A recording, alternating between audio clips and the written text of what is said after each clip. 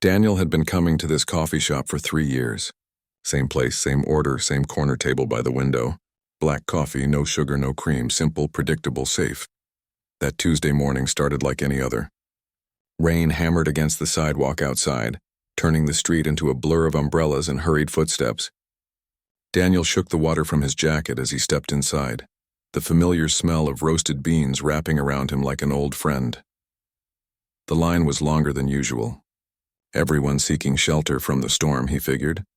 He didn't mind waiting. His design work could wait another 10 minutes. Everything in his life could wait, it seemed. That was the problem, though he didn't realize it yet. He stood there, hands in his pockets, watching the rain streak down the large front windows.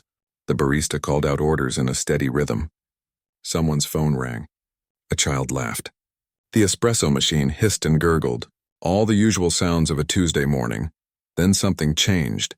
He couldn't explain what made him look toward the window seat. Maybe it was the way the light fell differently. Maybe it was nothing at all. But when he turned his head, he saw her. She was standing near the window, both hands wrapped around a white ceramic cup. Steam rose from her coffee, disappearing into the air between them. She wasn't checking her phone. She wasn't reading a book. She was just standing there, watching the rain with this look on her face. Peaceful, content, like she'd found something beautiful in an ordinary rainy Tuesday. Daniel had seen hundreds of people in this coffee shop, thousands probably, but something about her made him forget to look away. She had dark hair that fell past her shoulders, slightly damp from the rain. She wore a green jacket, faded at the elbows, the kind that looked soft and comfortable. There was a canvas bag at her feet, papers sticking out from the top. He told himself to stop staring. It was weird. She was just another person getting coffee, but his eyes wouldn't cooperate. And then she turned. Their eyes met across the crowded room, just for a second, maybe 2. It could have been nothing. A random glance between strangers. But it wasn't. She smiled, not a polite smile. Not the quick automatic smile you give someone when you accidentally make eye contact. This was different, slower, warmer, like she was genuinely happy to see him, even though they'd never met. The noise of the coffee shop seemed to fade away. The barista's voice became distant. The hiss of the espresso machine went quiet. The rain stopped mattering. Everything stopped mattering except that smile. Daniel felt something shift inside his chest. A strange, unfamiliar feeling, like waking up after a long sleep. Like the world had been gray and suddenly someone had turned on the color. He should smile back. He should say something. He should do anything except stand there like a statue. But his body wouldn't move. His brain had forgotten how to send signals to his face. How long had it been since someone looked at him like that? Really looked at him? Not just seeing a face in a crowd, but actually seeing him. Daniel! The barista's voice cut through the moment like scissors through paper. His coffee was ready. He blinked, the spell breaking. He turned toward the counter, fumbling for his wallet, his hands suddenly clumsy. When he grabbed his cup and looked back toward the window, she was gone. Just gone. The spot where she'd been standing was empty. No green jacket, no canvas bag, no smile. Just an empty space and a chair pushed slightly away from the table. Daniel stood there holding his coffee, feeling stupid. Had he imagined it? No, that was crazy. She'd been real. The smile had been real. He was sure of it. He walked to his usual table, but sitting down felt wrong today. Everything felt wrong. Or maybe everything felt right for the first time in years, and that's what made it so uncomfortable. He tried to work, opened his laptop, stared at the design project he'd been working on for the past week. Logo for a dentist's office. Exciting stuff. He moved the mouse around, changed a color, changed it back. His mind was somewhere else entirely. Why couldn't he stop thinking about a smile from a stranger? Daniel had dated before. He'd had relationships. There was Jessica 3 years ago. They'd been together for almost 3 years. Good relationship, comfortable. They liked the same TV shows. Never fought much. It ended when she got a job offer in another city. They both agreed long distance wouldn't work. Very mature. Very reasonable, very nothing. He hadn't felt much when she left. That should have told him something. Before Jessica, there were dates. First dates that never became second dates. Second dates that never became third dates. Nice people. Nothing wrong with any of them. But nothing right either. No spark, no connection. No moment that made time stop until today. Daniel shook his head, trying to clear it. This was ridiculous. It was just a smile. People smiled at each other every day. It didn't mean anything. But as he packed up his laptop an hour later, he couldn't help looking around the coffee shop one more time. Hoping, searching, knowing she wouldn't be there but looking anyway. As he headed toward the door, something caught his eye. On the floor near the window seat, half hidden under a chair, was an umbrella. Black with a wooden handle. Someone had forgotten it. Daniel picked it up, turning it over in his hands. Could it be hers? Had she left it behind? He brought it to the counter. Someone left this, he told the barista. Just put it in the lost and found bin, the barista said, gesturing to a basket near the door. Daniel looked at the umbrella again. If it was hers, she might come back for it. She'd need it with all this rain. He should leave it with the coffee shop. That made sense. But instead he found himself walking out the door with the umbrella in his hand. He told himself he'd bring it back tomorrow. If she came looking for it, he'd be there. He could return it to her personally. That was the right thing to do. The helpful thing. That's all it was. The rain had slowed to a drizzle. Daniel walked back to his apartment, the forgotten umbrella swinging at his side. He felt strange, different, like something inside him had woken up after being asleep for a very long time. That night, he couldn't focus on anything. Not his work, not the TV show he put on, not the book he tried to read. His mind kept returning to that moment in the coffee shop, the way she'd looked at the rain like it was something worth watching. The way her smile had been so genuine, so warm, so there, like she'd seen something in him worth smiling at. Who was she? Would he ever see her again? Did she think about him at all? Or had he been just another face in a crowded coffee shop? Daniel set the umbrella by his door before going to bed. Tomorrow was Wednesday. He didn't usually go to the coffee shop on Wednesdays, but maybe just this once he would. As he lay in bed that night, staring at the ceiling, Daniel realized something. For the first time in years, he was looking forward to tomorrow. Not because something exciting was planned, not because anything would necessarily happen, but because there was a chance. A small, fragile, probably foolish chance that he might see that smile again. And somehow that tiny possibility made everything feel different. Wednesday morning, Daniel woke up before his alarm. That never happened. He was usually the type who hit snooze 3 times and rolled out of bed at the last possible moment. But today he was awake, alert. The umbrella still stood by his door, a silent reminder of yesterday's moment. He made coffee at home, which was strange because he always bought his coffee, but he wanted to get to the shop early, just in case. The coffee shop was quieter on Wednesday mornings. Different crowd, different energy. Daniel ordered his usual black coffee and sat at his corner table, the umbrella propped against the chair beside him. Every time the door opened, his head turned. Every time it was someone else. She didn't come. Thursday was his regular day anyway. He went, same table, same hope, same disappointment. Friday, he felt foolish going again, but he went anyway. The barista started giving him odd looks. He was there more often than some of the employees. By the following Tuesday, Daniel had been to the coffee shop 7 times in 8 days. He was starting to feel like a stalker, or worse, like one of those people in movies who builds an entire fantasy around a single moment. His friend Carlos noticed something was off. They met for lunch on Wednesday, and Daniel was distracted checking his phone, looking past Carlos's shoulder toward the street. "You okay, man?" Carlos asked, waving a hand in front of Daniel's face. "Yeah, sorry. Just tired. You're acting weird." "What's going on?" Daniel hesitated. How did you explain this without sounding crazy?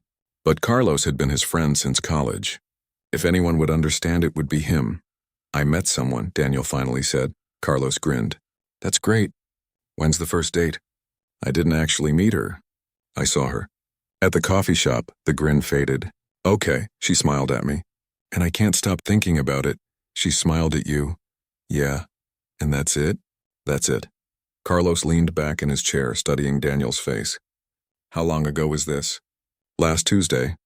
So 8 days. I know how it sounds. It sounds like you're obsessing over a smile from a stranger." "I know. Have you seen her again?" "No. Carlos was quiet for a moment, then said, "Look, I get it. Sometimes you meet someone and there's this thing, this feeling.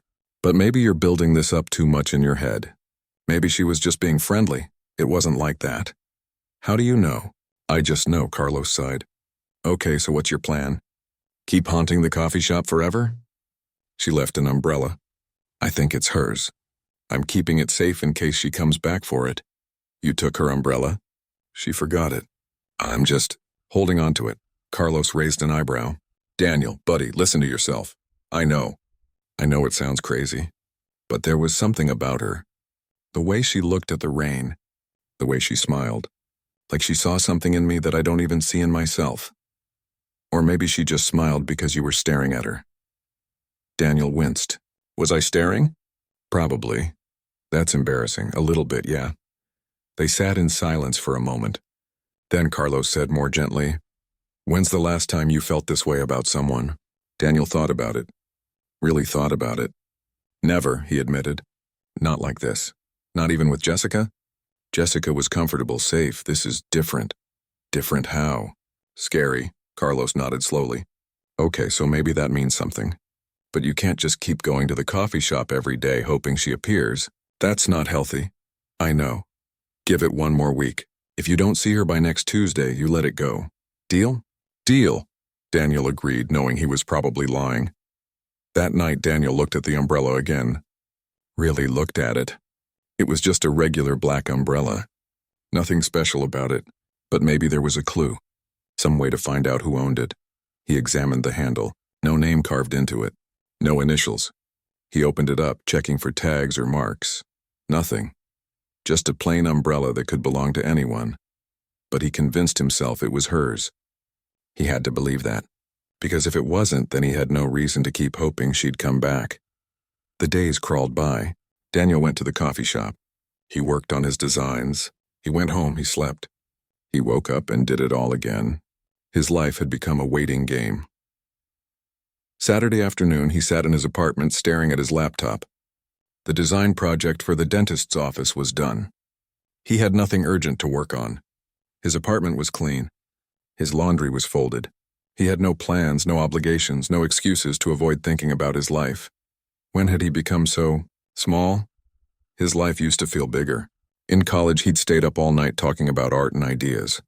He'd taken road trips on a whim. He'd tried new things, met new people, lived with purpose and passion. Now he ordered the same coffee every time. Sat at the same table. Worked on the same kinds of projects. Dated people who were nice but never quite right. When had safe become his only goal? Maybe that's what the smile had really been. Not romance. Not destiny. But a wake-up call. A reminder that life was happening outside his carefully controlled routine. Daniel's mother died when he was 12. Cancer. Fast and brutal. His father, unable to cope, had pulled away emotionally. Not in a dramatic way, just a slow fade. They still talked on holidays. Still said, "I love you" at the end of phone calls. But the connection was thin, fragile. Like they were both afraid if they got too close, they'd lose each other again. Maybe that's why Daniel kept everyone at arm's length. Not consciously, but somewhere deep down, in a place he didn't like to examine, he'd learned that people leave. People disappear. And the only way to avoid the pain of loss was to never let anyone get close enough to hurt you. Jessica hadn't hurt when she left because he'd never really let her in. But that smile, that one moment in the coffee shop, that had gotten through his defenses, and now he was terrified. Because caring meant risk. Caring meant you could lose something. And Daniel had built his entire adult life around not losing anything, by never having anything real to lose. Sunday evening, he almost threw the umbrella away. It was silly keeping it, holding on to hope based on nothing but a smile and a forgotten object. But he couldn't do it. Not yet. Monday morning, Daniel made a decision.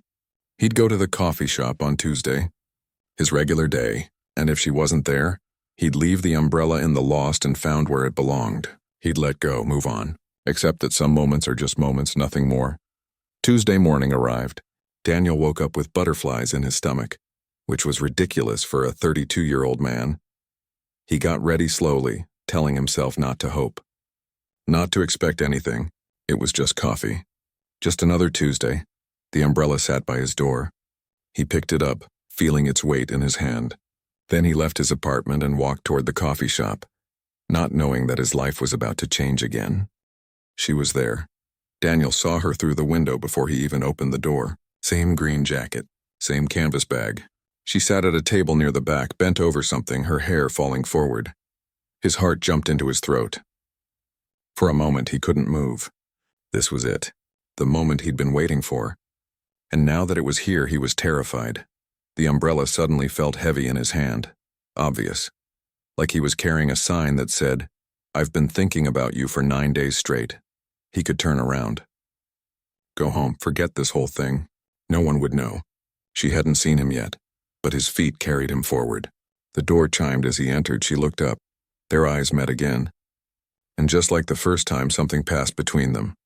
Recognition, not of faces, but of something deeper. She smiled. That same slow, warm smile. Daniel's brain went blank. All the things he'd planned to say disappeared. He stood there in the doorway like an idiot, holding an umbrella on a sunny day. "Hi," she said. Her voice was soft. Kind. "Hi," he managed. They stared at each other for a moment that stretched too long. "Are you ordering coffee?" she asked, amusement dancing in her eyes. "Right, yes, coffee. I'm ordering that." He sounded like he'd forgotten how language worked. He went to the counter, ordered his usual black coffee, and tried to calm his racing heart. This was ridiculous. She was just a person, a human being, not some magical creature. Just talk to her. Normal conversation. You can do this. When he turned back, she was watching him. She gestured to the empty chair at her table. "You can sit here if you want," she said, "unless you prefer your corner by the window." She'd noticed where he sat. She'd noticed him before that Tuesday. "Here is good," he said, walking over. I have something that might be yours." He held out the umbrella. Her face lit up. "Oh my gosh. I've been looking for this." "I came back the next day, but they said no one had turned it in. I found it. That Tuesday. The rainy day. I kept it in case you came back." She took the umbrella, her fingers brushing his for just a second. "Thank you, really. My grandmother gave me this. I was worried I'd lost it forever. I'm glad I could return it." Silence fell between them, but it wasn't uncomfortable. It was expectant. Like they were both waiting for something. "I'm Sophia," she said finally. "Daniel. Daniel," she repeated, like she was testing how it sounded. "I've seen you here before. You always sit at the same table. Always order the same thing. Guilty. I'm a creature of habit. Nothing wrong with that. Routines can be comforting. Or boring." She tilted her head, studying him. "You don't seem boring. You don't know me yet." "Yet," she echoed, smiling. "I like that word. It's full of possibilities." Daniel sat down, his coffee forgotten in his hand. "What are you working on?" He gestured to the papers spread across her table. "I'm an illustrator. Children's books. I'm working on drawings for a story about a mouse who wants to fly." "Does he succeed?" "She," Sophia corrected gently. "And yes, but not in the way she expects. She builds wings and they don't work. But then she discovers she's actually good at gliding. Sometimes the thing you're searching for isn't exactly what you think it'll be. That's profound for a kid's book. Kids are smarter than we give them credit for." "Fair point." Daniel paused, then asked, "Can I see?" Sophia hesitated, then turned her sketchbook around. The drawings were beautiful.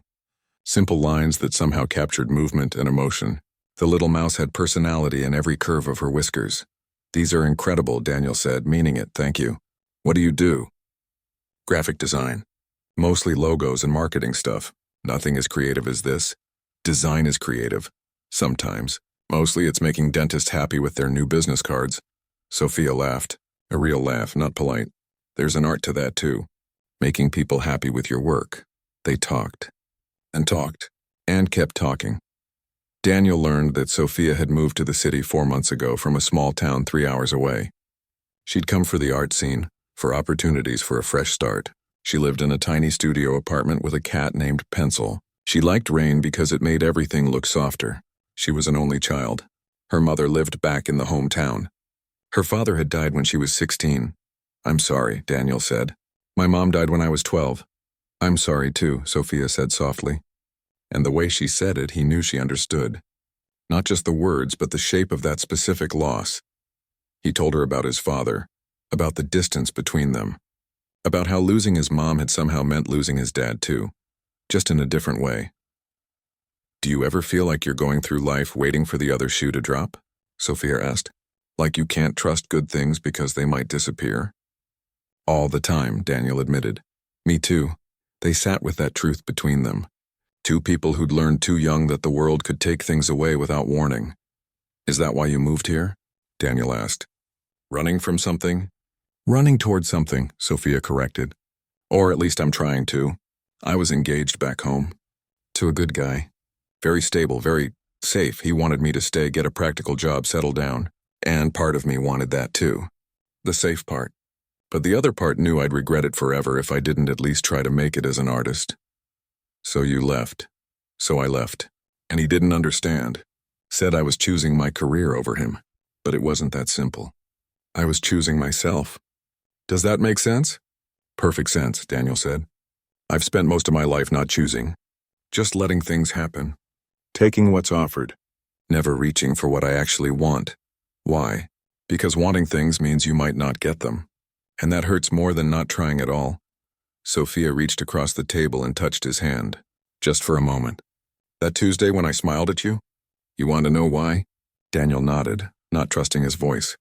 "Because you looked at me like you really saw me. Not through me, not past me, but actually saw me. And it scared me and excited me at the same time. I left because I'm a coward too. You came back. So did you." The coffee shop was getting busier around them, but they barely noticed. They talked about art and loss and fear and hope. About small towns and big cities. About the terror of trying and the tragedy of not trying. 2 hours disappeared like minutes. Finally, Sophia glanced at her phone. "I have to go. I have a meeting with a potential client across town." Daniel's heart sank. "Okay." They stood up together, gathering their things. At the door they paused. "Can I see you again?" Daniel asked, the words coming out before he could stop them. Sophia smiled. "I'm here every Tuesday and Thursday morning. So am I." "I know," she said. "I've been hoping you'd talk to me for weeks." She walked away down the street and Daniel stood there watching her go, his heart fuller than it had been in years. This wasn't the end. It was the beginning. The next 3 months were the happiest of Daniel's life. He and Sophia fell into an easy rhythm. Coffee on Tuesday and Thursday mornings turned into lunch dates. Lunch dates turned into long walks through the city. Walks turned into dinners at small restaurants they discovered together. Dinners turned into Sophia falling asleep on Daniel's couch while they watched movies. Daniel found himself laughing more, taking chances, saying yes to things instead of defaulting to no. Sophia convinced him to try an art class. He was terrible at painting, but he loved watching her face light up as she showed him technique. She made him try foods he'd never ordered. Indian food that made his eyes water. Ethiopian food eaten with his hands. Vietnamese coffee that tasted like liquid energy. In turn, he showed her his design work. Really showed her not just the finished products, but the process. The drafts and revisions and tiny decisions that went into creating something. She asked questions that made him think about his work differently. "You're so good at understanding what people want," she told him one evening. "You see beneath the surface." "I never thought of it that way." "That's because you don't give yourself enough credit." Carlos approved of Sophia immediately. "I've never seen you like this," he said one afternoon when Daniel met him for coffee without Sophia. "You're different." "Good different or weird different?" "Happy different." "When's the last time you looked this happy?" Daniel couldn't remember. Maybe never. But happiness, he was learning, could be fragile. It started with a phone call on a Tuesday evening. Daniel was at Sophia's tiny apartment, sitting on her floor while she sketched.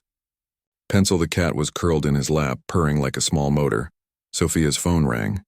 She looked at the screen, her expression shifting. "I need to take this." "It's my agent." She stepped into the bedroom. Daniel could hear her voice through the thin walls, but not the words. Just the tone. Excited, nervous, rising and falling. When she came back out 15 minutes later, her face was flushed. "There's a publisher," she said, her voice shaking slightly. "A big one. They want me to illustrate a series. 3 books. About a girl who explores different ecosystems. They want it to be educational but beautiful. It's exactly the kind of project I've dreamed about. Sophia, that's amazing. Daniel stood up, setting the protesting cat aside. This is huge. Congratulations. There's a catch, she said quietly. His stomach dropped. What kind of catch? They want me in Seattle. The author is based there, and they want us working closely together, face-to-face collaboration. They're offering studio space, a decent salary, the whole thing. For a year, maybe longer if the books do well. Seattle. Across the country. A year, Daniel forced a smile. That's still amazing. What an opportunity. Daniel, no, really. This is what you moved here for. To get opportunities like this. You have to take it. I haven't said yes yet. But you're going to. Sophia sat down on her couch, suddenly looking exhausted. I don't know. It's complicated now. It's not complicated. This is your dream. You're here. Those 3 words hung in the air between them. Daniel sat down beside her, taking her hand. I'll still be here when you get back. Will you? She looked at him with those eyes that saw too much. Or will we do what people do? Promise to stay in touch? Let the distance make things awkward, slowly drift apart until we're just people who used to know each other? We won't do that. How do you know? He didn't know. That was the terrifying truth. He had no idea how to make this work. No roadmap. No guarantee. Just hope, and hope had never been enough before. The next few days were tense. Sophia was supposed to give the publisher an answer by Friday. It was Wednesday. They tried to act normal. Met for coffee. Talked about other things. But the question hung over them like storm clouds. Thursday evening, they had dinner at the restaurant where they'd had their first real date. Sophia barely touched her food. You're not eating, Daniel said. I'm not hungry. You're stressed. Of course I'm stressed. I'm trying to make an impossible decision. It's not impossible. Take the job. Sophia put down her fork with more force than necessary. Stop doing that. Doing what? Making it easy for me to leave.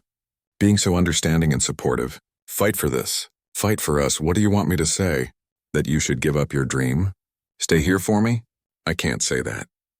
I won't be the reason you have regrets. And what if my regret is leaving? Her eyes were bright with unshed tears. What if I regret choosing my career over you? It's not a choice between me and your career. It's just timing. Bad timing. Timing is everything, Daniel. You know that. They sat in silence, both knowing the conversation wasn't really about the job. It was about fear. About whether love was enough when life pulled you in different directions. Tell me what you're really thinking, Sophia said quietly. Not what you think I want to hear.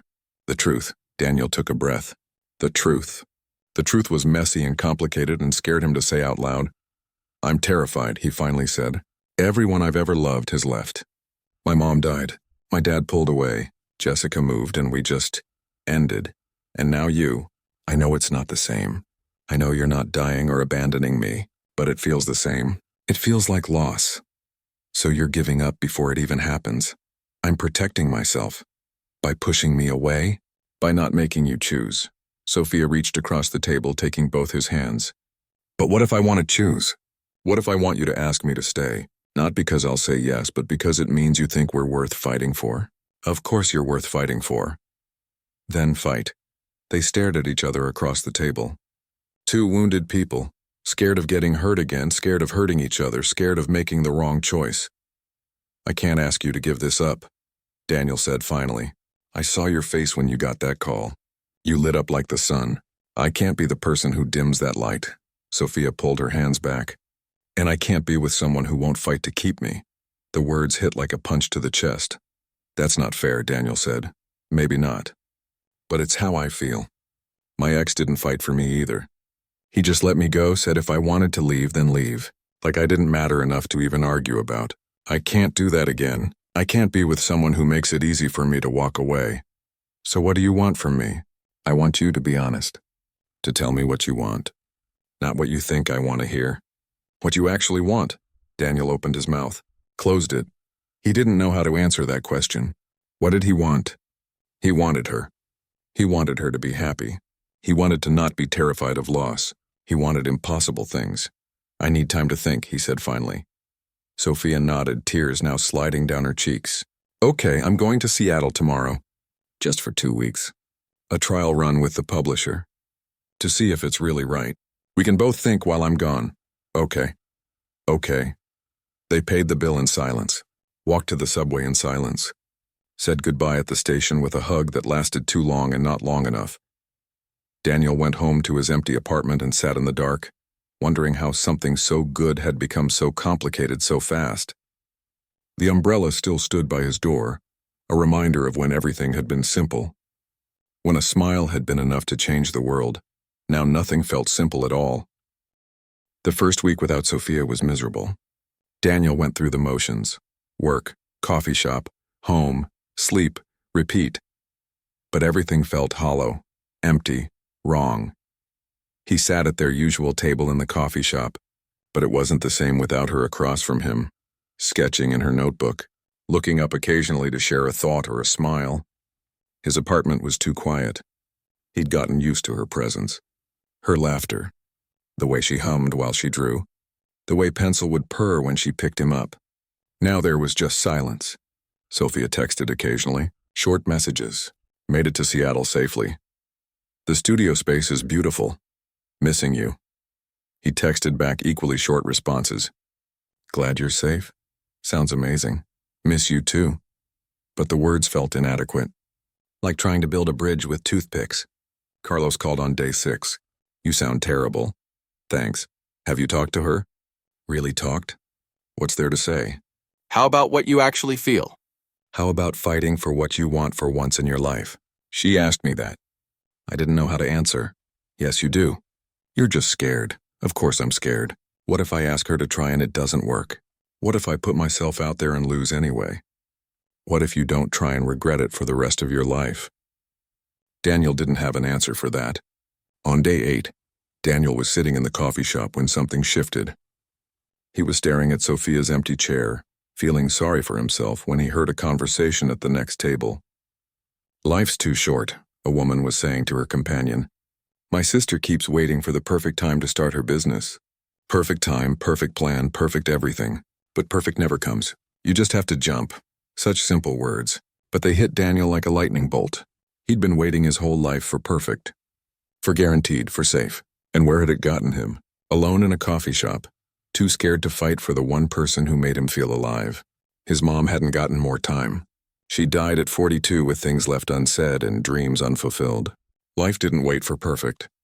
Sophia had asked him to fight. And instead he'd done what he always did. Protected himself. Made it easy. Let go before he could be left. But she hadn't left. Not really. She'd gone to pursue a dream, yes.